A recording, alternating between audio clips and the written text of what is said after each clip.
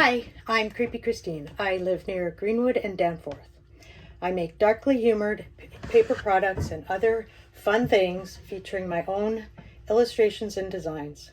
I also do framed original and print art as well as shadow boxes. I'm going to show you some of the things that I make. My holiday bestseller are my inappropriate gift tags. They say things like, if this doesn't get regifted, I don't know what would. I would never wear this, but I have a feeling you will. For you, because I felt obligated. For you, because obviously you need more alcohol in your life. I originally bought you something nicer, but it died. If you don't want this, I'll have it. And there's another set. It's a little bit more Christmas themed. Nothing says happy holidays like a meaningless gift. Enjoy. Happy stinking holidays. Feel free to weep openly with gratitude. Guess which statement is true? I put a lot of thought into this. B, this is straight off your wish list. The dog ate my gift receipt. Fragile, just like my feelings, so say you love this no matter what you really think. And there are others. They come 10 in a pack and they're $5 a package. I also have, I try and come up with a new Christmas card every year. This year's is Krampus, and it says inside, 2020 has been brought to you by Krampus. Happy holidays. You're welcome. This was the one from last year. It's got a raccoon and a green bin that kind of looks like the Toronto one, I guess. So I don't want to steal their logo. So it says holiday buffet, and it says happy stinking holidays from Toronto. I also have a Alistair Sim Scrooge card, which is pretty popular, and it says Bah Humbug, which is selling pretty well this year. And I also have just another example, a festive blood spattered zombie Christmas card that says, all I want for Christmas is brains, brains, brains. I also have, as well as cards, I also sell in the paper products department. I'm a grown-up and I make cootie catchers for a living.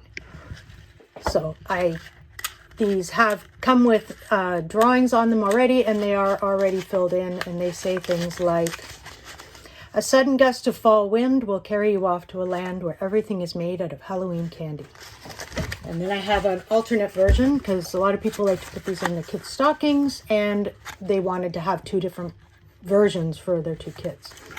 And this one says a lot of things that the kids really like. You will invent a hex that turns vegetables into chocolate. Actually, there are monsters under your bed. Moving on, I also make three-dimensional items, one of which is, this kind of goes with the raccoon Christmas card. It is a raccoon Christmas ornament that says happy stinking holidays. I also have a cat lady Christmas ornament for the cat lady in your life. It's got a fun little cat on the back. Comes in, more popular is actually the red one. And I make, another one I make that's pretty popular is the sugar skull ornament. Comes in white or red. I think I actually have a few green and black ones left as well. Moving on, one of my other popular items, I'm going to pick you up. Hang on. Don't worry, you won't fall down. I'm going to take you over here. These are my Merry Christmas blocks that look nice and traditional, but when you turn them over and start reading them, they say things like, they say things like, M is for mediocre, just like the meal we just had. Or R is for rotten stinking Christmas. So there are 14 different blocks spelling out Merry Christmas. And a lot of people put them on their dining room table like I do. Or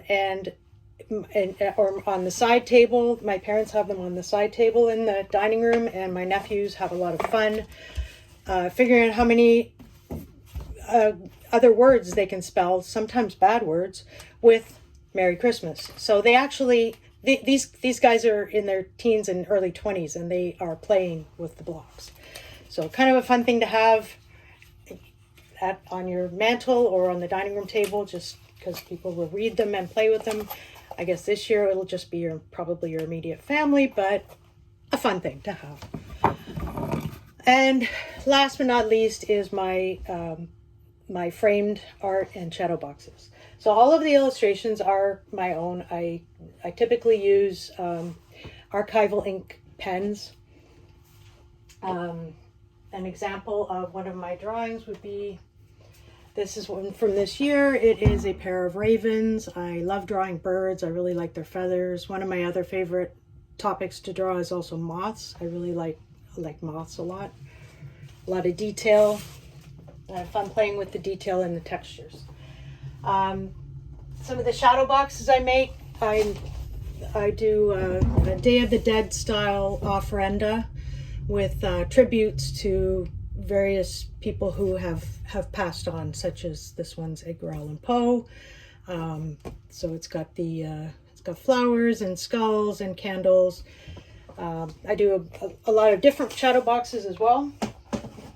And this is one of my more recent, this is actually the most recent thing that I framed. It's kind of huge.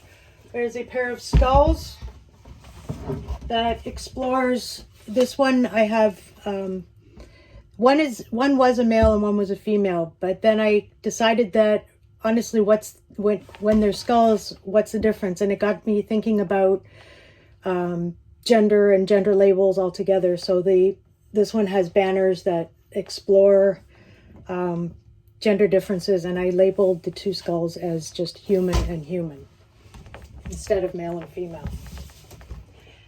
And that is all I have to show for you right now. There is tons more on my website, and I thank you so much for visiting my studio today. Bye.